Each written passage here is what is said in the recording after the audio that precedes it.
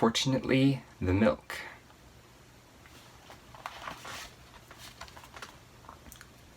The odd thing was the beam of light that came out of the disc. A glittery, shimmery beam of light that was visible even in the daylight. And the next thing I knew, I was being sucked up into the disc. Fortunately, I had put the milk into my coat pocket. The deck of the disc was metal. It was big as a playing field, or bigger. "We have come to your planet from a world very far away," said the people in the disc.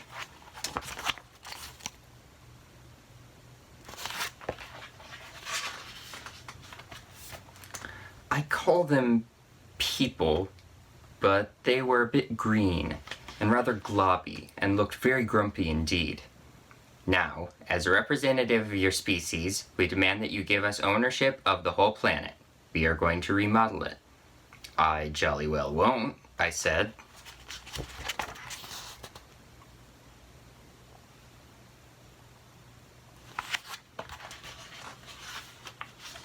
"Then," one of them said, "we will bring all your enemies here and get them to make you miserable until you agree to sign the planet over to us." I was going to point out to them that I didn't have any enemies when I noticed a large metal door with "Emergency exit. Do not open for any reason. This means you" on it. I opened the door. "Don't do that," said a green globby person. "You'll let the space-time continuum in." But it was too late. I had already pushed open the door. I jumped. I was falling.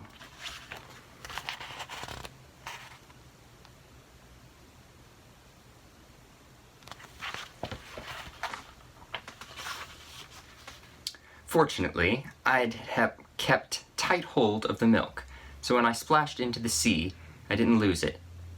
"What was that?" said a woman's voice. "A big fish? A mermaid? Or was it a spy?" I wanted to say that I wasn't any of those things, but my mouth is full of seawater.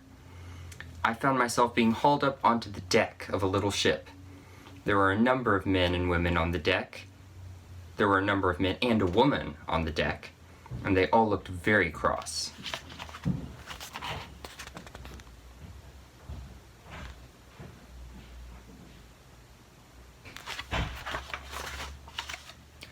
"Who be ye, landlubber?" asked the woman, who had a big hat on her head and a parrot on her shoulder. "He's a spy, a walrus in a coat, a new kind of mermaid with legs," said the men. "What are you doing here?" asked the woman. "Well," I said, "I'd just been to the corner shop for some milk for my children's breakfast and for my tea, and the next thing I knew—" "He's lying, your majesty." She pulled out her cutlass. "You dare lie to the queen of the pirates?" Fortunately, I had kept tight hold of the milk, and now I pointed to it. "If I did not go to the corner shop to fetch the milk," I asked them, "then where did this milk come from?" At this, the pirates were completely speechless.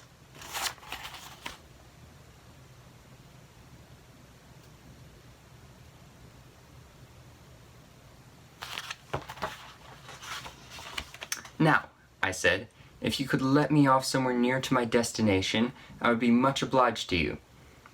"And where would that happen to be?" said the Queen of the Pirates. "At the corner of Marshall Road and Fletcher Lane," I said. "My children are waiting there for their breakfast." "You're on a pirate ship now, my fine bucko," said the Pirate Queen, "and you don't get dropped off anywhere. There are only two choices. You can join my pirate crew, or refuse to join, and we will slit your cowardly throat and you will go to the bottom of the sea where you will feed the fishes." "What about walking the plank?" I asked. "Never heard of it," said the pirates. "Walking the plank," I said. "It's what proper pirates do. Look, I'll show you. Do you have a plank anywhere?" It took some looking, but we found a plank, and I showed the pirates where to put it. We discussed nailing it down, but the Pirate Queen decided it was safer just to get the two fattest pirates to sit on the end of it. "Why exactly do you want to walk the plank?" asked the Pirate Queen. I edged out onto the plank. The blue Caribbean waters splashed gently beneath me.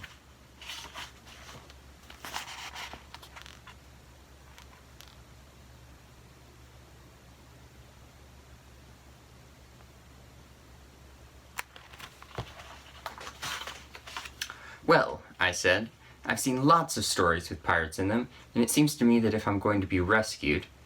At this the pirates started to laugh so hard their stomachs wobbled, and the parrot took off into the air.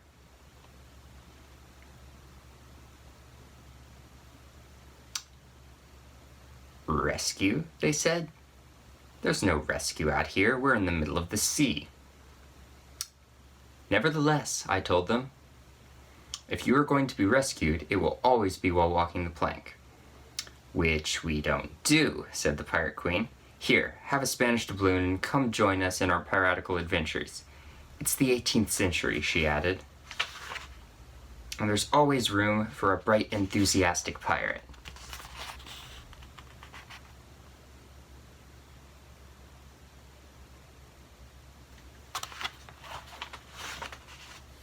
I caught the doubloon. I almost wish that I could, I told her. But I have children, and they need their breakfast. Then you must die. Walk the plank. I edged out to the end of the plank. Sharks were circling. So were piranhas. And this was where I interrupted my dad for the first time. Hang on, I said. Piranhas are a freshwater fish.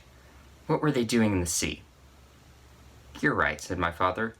The piranhas were later. Right, so